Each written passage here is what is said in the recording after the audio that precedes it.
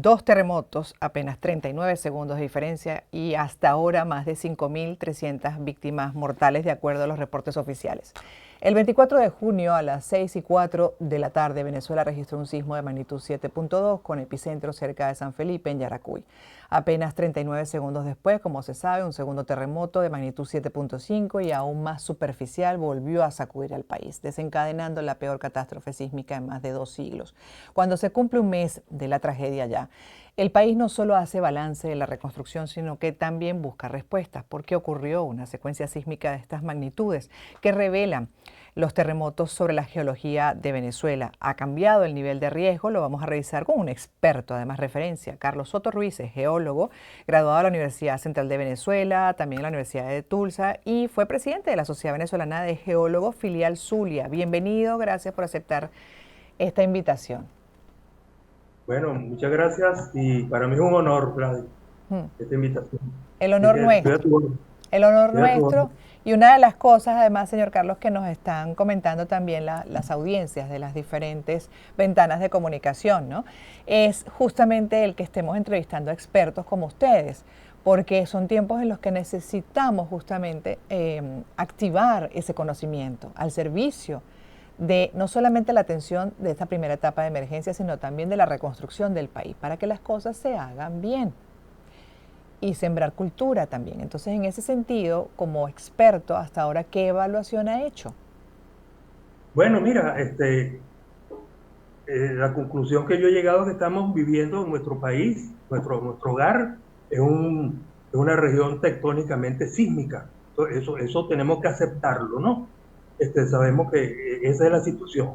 Ahora, ¿cuál es digamos, el escenario, la arquitectura de todo esto? Rapidito, no es tan fácil, no es tan fácil porque se habla siempre de las placas tectónicas, que son las culpables de todas estas cosas que suceden. Pero yo a veces me remonto un poquito más allá y digo, bueno, vamos a ver primeramente la conformación de la Tierra. La Tierra tiene la corteza, por debajo de la corteza está el manto y por debajo del manto está el núcleo. Todo comienza en el núcleo, tú no lo creas, todo comienza en el núcleo. ¿Por qué? Bueno, el núcleo tiene 7000 grados centígrados de temperatura. Esa temperatura se la transmite al manto que tiene rocas líquidas y semilíquidas. Esa temperatura en el manto hace que se creen unas corrientes llamadas corrientes de convección, que es como, si te imaginas la rueda en una ciudad donde uno va a los carritos de chocones y todas estas cosas, ¿no? Esas ruedas que suben y bajan, así son las corrientes de convección en el manto. Y entonces está arriba están las placas, Ujú. que inicialmente están tranquilas, pero y no tienen motricidad propia. Entonces el manto le produce, se convierte como en un motor y comienzan a moverse las placas en la superficie, en la corteza. Entonces ahí comienza todo. La corteza es como la piel de la tierra. Yo la comparo a veces con nuestra piel, la piel, la epidermis nuestra es continua, pero resulta que la piel de la tierra no es continua, son placas. Ujú. Son placas que son movidas por esta corriente de convección del manto y se mueven, digamos, hay veces convergen, chocan entre ellas, hay veces se Exacto. separan. Yo lo llamo como la danza de las placas, la danza de las placas, porque sucede en todo el mundo, todo alrededor del mundo, de nuestro planeta, eso está sucediendo constantemente, esa danza de las placas. Sí. Ujú. Resulta, Gladys, que en un momento dado esas placas se acercan, convergen, otras se separan, ese es el movimiento de ellas. Pero en un momento dado, una placa llamada la placa del Caribe se acercó a la placa de Sudamérica. Bueno, inmediatamente se sumergió debajo de la placa de Sudamérica, se sumergió dentro del manto, que es líquido y semilíquido, pero de todas maneras quedó en contacto con la placa de Sudamérica. Ese es el escenario, ahí comienza todo, termina el baile, muy agradable, y comienza otro escenario muy distinto. Comienza la presión de la placa, este sitio donde está en este momento la placa del Caribe, debajo de la placa de Sudamérica y metido dentro del manto, se llama la zona de subducción.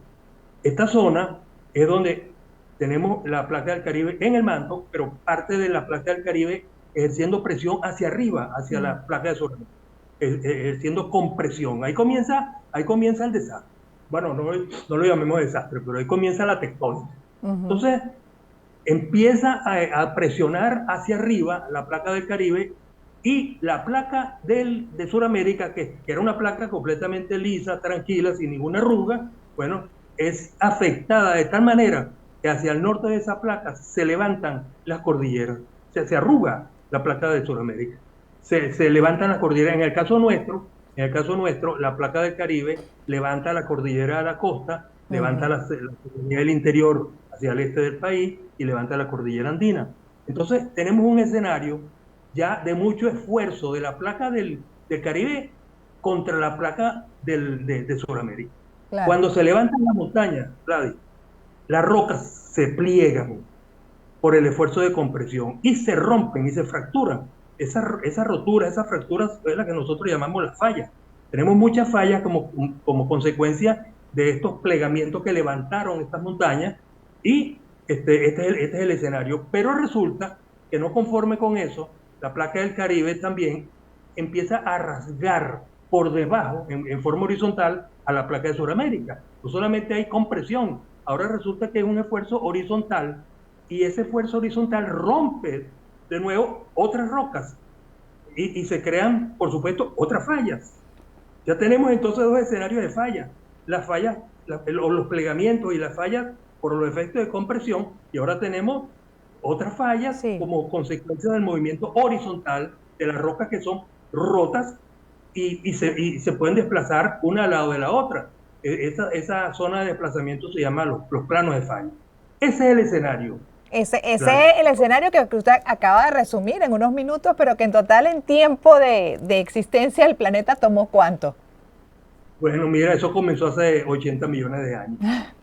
Por eso, y ahora, porque usted lo acaba de resumir en minutos, pero yo sé que eso tomó mucho tiempo y claro, lo que sí sabemos es que tenemos varias fallas, tenemos una zona sísmica, tenemos varias placas, como dice usted, tectónicas en el planeta, donde algunas zonas son más o menos vulnerables, y es el caso de Venezuela.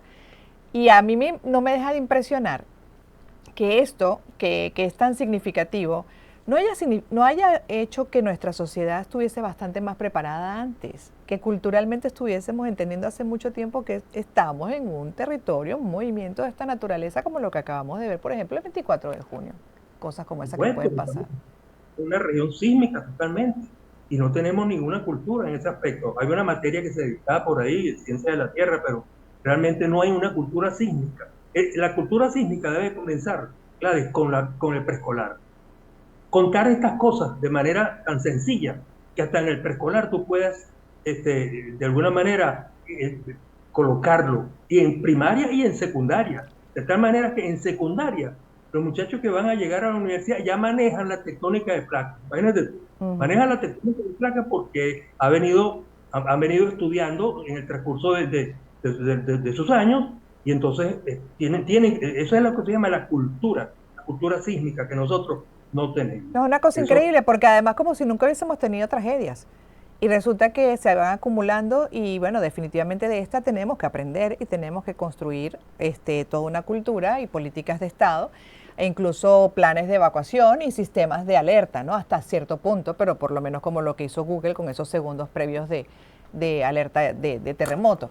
Entonces, mucho por hacer. De hecho, también me gustaría que habláramos sobre los riesgos actuales porque bueno, hay constantes movimientos y eso ustedes lo explican que debe ser así, más bien lo contrario los preocuparía, pero hasta qué punto hay un riesgo grande o la gente que está en este momento incluso atendiendo una emergencia debe estar siempre alerta ante cualquier movimiento que pueda significar también impacto físico o riesgo a vidas.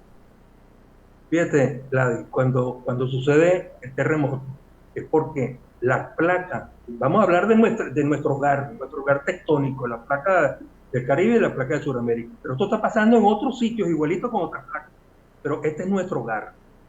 Esta placa del Caribe ejerciendo presión sobre rocas que ya están fracturadas, ya las fallas están ahí. Exacto. La falla del Pilar en el oriente de Venezuela, la falla de San Sebastián en la parte central litoral, la falla de Boconó que se desvía hacia el suroeste, ahí están las fallas. O sea, las fallas que son rocas que están partidas. Y entonces la placa del Caribe sigue allí ejerciendo presión. En algún lugar de toda esa extensión, en algún lugar puede A ver, una empezar, manifestación. empezar a crearse un aumento de energía, a aumentar la energía, de tal manera que llega un momento, vamos a suponer con la placa, con la falla de San Sebastián, llega un momento en que la energía ya está alcanzando límites muy altos, se tuvo que liberar. Entonces, ¿cómo se libera? Se libera cuando las rocas que están recibiendo esa presión de la placa del Caribe se mueven. Al Sí, moverse viene el terremoto. Y entonces nos dicen, nos hablan de Richter. Bueno, cuando tenemos 7.5 es porque la energía que se liberó fue máxima. Eso es lo que nos indica la escala de Richter. Cuando exacto. tenemos una escala de Richter de 3, que es lo que está sucediendo con las réplicas, estamos viendo que la energía se está disipando.